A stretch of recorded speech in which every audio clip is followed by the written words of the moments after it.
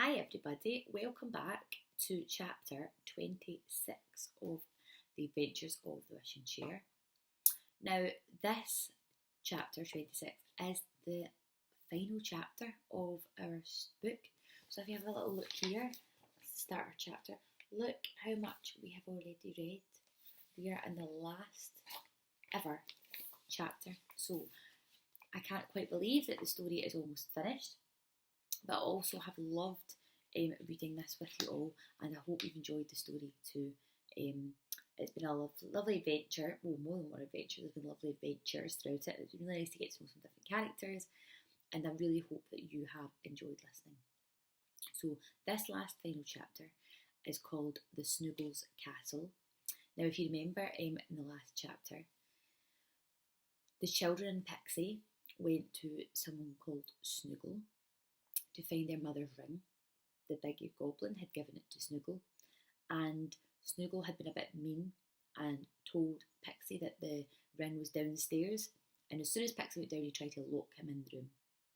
Now Pixie was able to get the ring back, but just before the children and Pixie were about to fly off and leave, Snoogle played a bit of a nasty trick and put a magic spell sort of on the magic wishing chair and made its wings fall apart. So now the chair isn't really magic, it can't fly, and the children and Chinky the Pixie are stuck in Snoogles Castle. So we don't know how they're going to get away. So this chapter, Snoogles Castle, is all about what happens next. Will they get home safely? Will they live there forever? What's going to happen? Let's see. So get comfortable. This is the last time we're going to be reading this together. So I hope you enjoy. It's called The Snoogles Castle.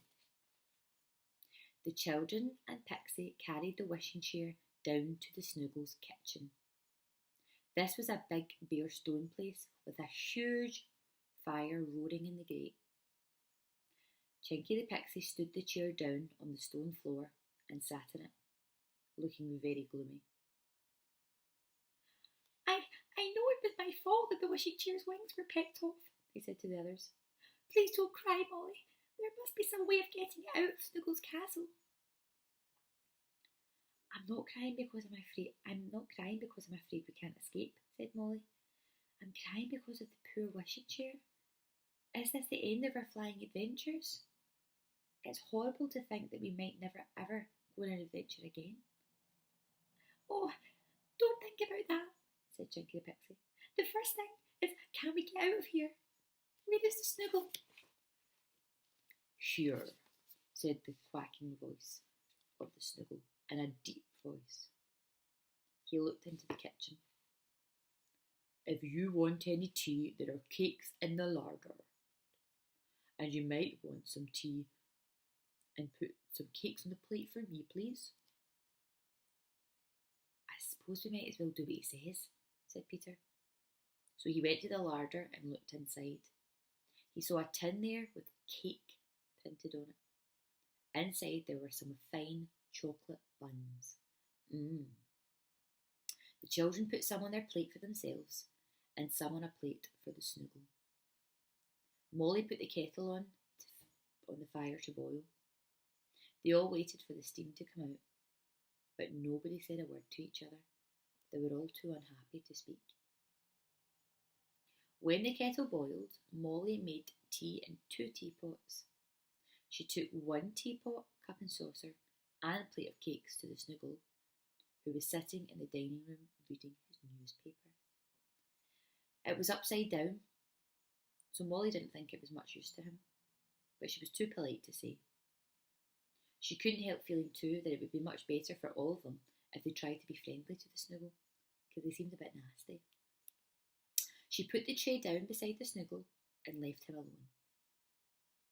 He opened his great beak before she was out of the room and gobbled up 1 cake after another.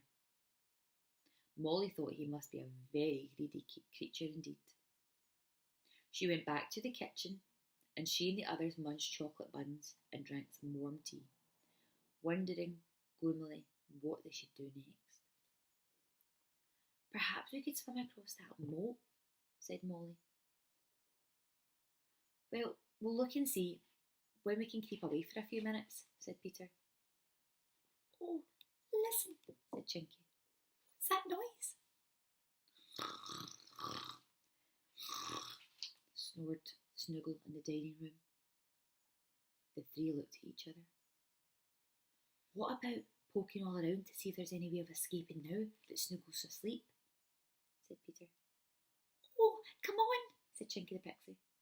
They all got up and they went to the kitchen door and opened it. It looked straight out to the moat. How wide and deep and cold it looked. Oh, said Molly, I'd never be able to swim across that. I'm sure neither would you, Peter.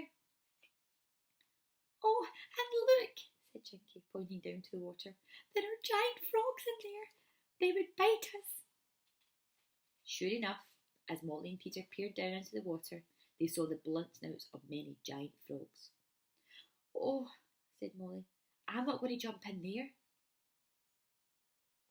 Well, what about the drawbridge? Said Peter. Couldn't we let that down ourselves and escape out the bridge?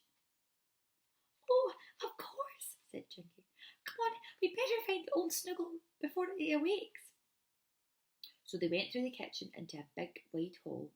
They swung open the great front door. A path led down to the gateway that overlooked the moat. The door of the gateway was the drawbridge, drawn up over the entrance. The three ran down to the gate. The Pixie looked carefully at the chains that held up the drawbridge. Oh, look, he said to the others. These chains are fastened by a padlock. The drawbridge can't be let down unless the key is into the padlock and the lock is turned. Then the drawbridge will let us down. Well, where's the key to the padlock, I wonder? Said Molly.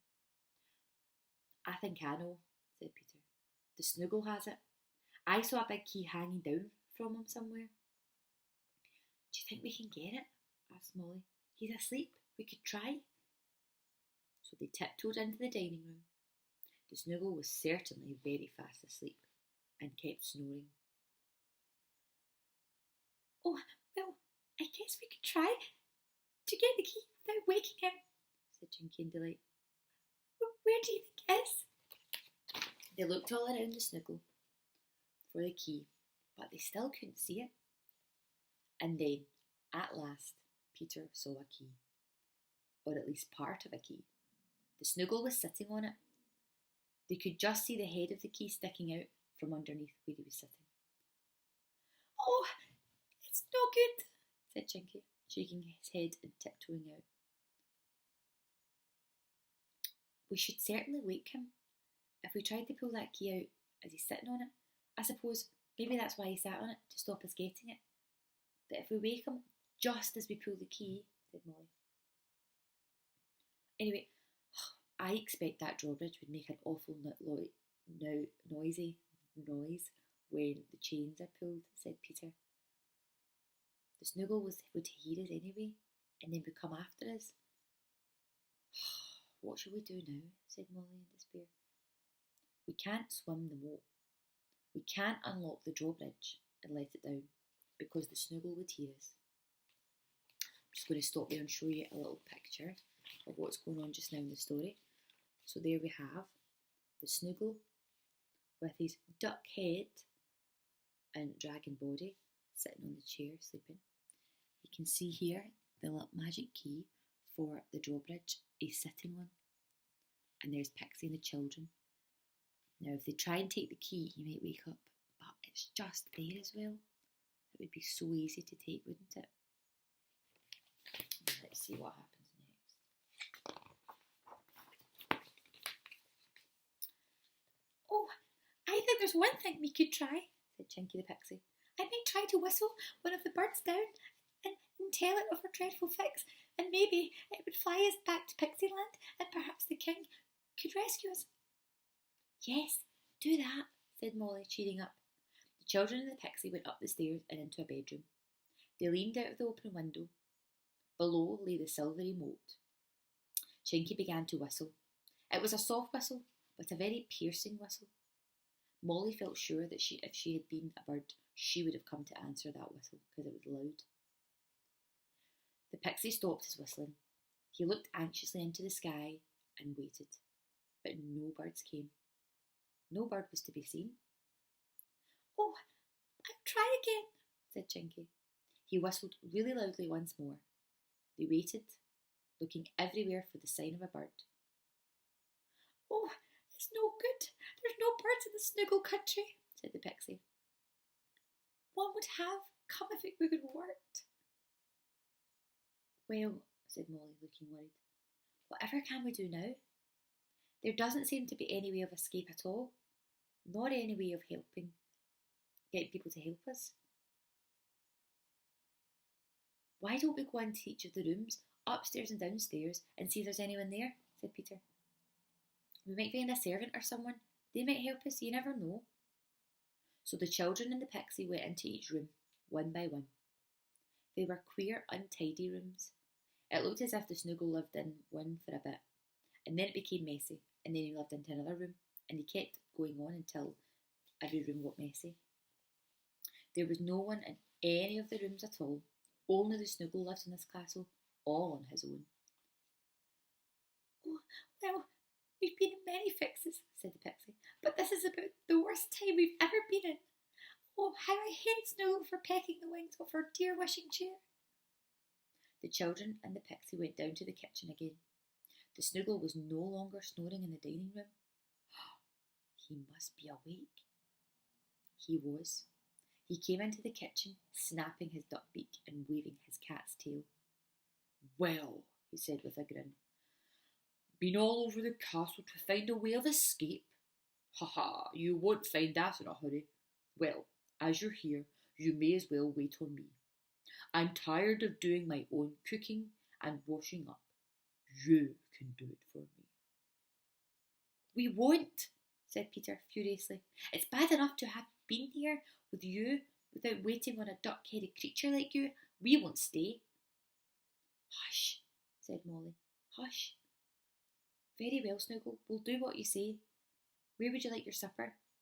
"There's a cloth in the drawer, but it's dirty. Have you got a clean one? Then I can bring you your supper." "You are a sensible girl," said the Snoogle. "I have a clean cloth upstairs. I will get it." He went out of the room. Chinky and Peter turned and stared at Molly in amazement. What did she mean by giving it so meekly to the horrid Snoogle? Why was she being nice? "Peter, Pixie, look," said Molly, and she pointed to the wishing chair where it stood in a corner in the kitchen. The others looked, and whatever do you suppose they saw? The wishing chair was growing its legs and new wings. Yes, really, tiny red buds were forming, and they grew into new wings. "Goodness," said Peter, "who would have thought of that? Good old wishing chair." "Quick, here comes the Snoogle," said Molly. "Put the chair behind the table where he can't see the wings growing." So Chinky pushed it behind the table. The Snoogle patted in. "Oh, thank you," said Molly. "Have you got some egg cups, please? I could boil you some eggs for supper." The Snoogle trotted away to find some egg cups. As soon as he was gone, Molly, Peter, and Chinky the Pixie crowded into the wishing chair. "Home, home, as quick as you can!" The chair flapped its new red wings and rose into the air. The Snoogle came running into the kitchen. He quacked with rage. He tried to get hold of the chair as it flew past them, but they kicked him out of the way and caught on. "Goodbye, goodbye," cried Chinky, waving down. And the chair flew home at a great rate. At last it came to the playroom and flew straight in. It set itself down on the floor and its wings gave one last flap. "Ha! The old wishing chair," said Molly. I do wonder, well, how did it grow its wings? Oh, we have some adventures, don't we, children? But where's Mother's ring? Pixie, asked Peter, suddenly remembering why they'd actually gone there. "Oh, here you are," said the Pixie. "Won't Mother be so pleased? She won't guess what adventures we got to get the ring back." Molly and Peter ran off happily. They called their mother and gave her the ring. "Oh, you're such kind children." But they had no idea the adventures they went to, or the Snoogles they met. That was their secret. And that's the end.